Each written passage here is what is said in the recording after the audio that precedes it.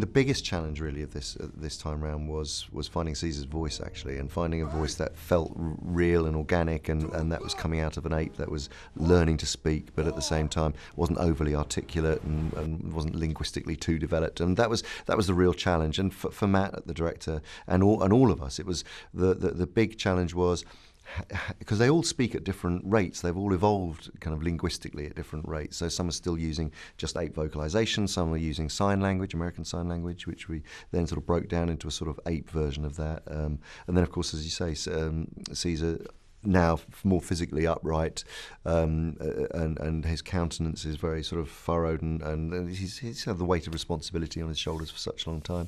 But yeah, the language was finding that way of pushing up air through your larynx. I mean, I actually ended up using a mouth guard so that the tongue didn't over-articulate and hit the back of the teeth. And there was things like that, which were all experimentation, really. It was freezing cold in Vancouver, but it was brilliant. I mean, just being able to shoot on out in those incredibly beautiful places, and then down in New Orleans where it was 100% humidity and you really didn't want to stand next to anyone wearing a motion capture suit, I can tell you.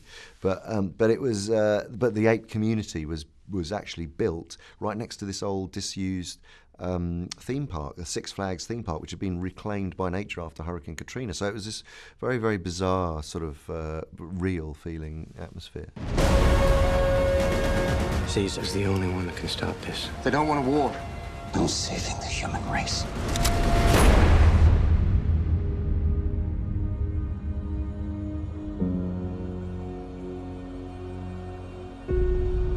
Caesar!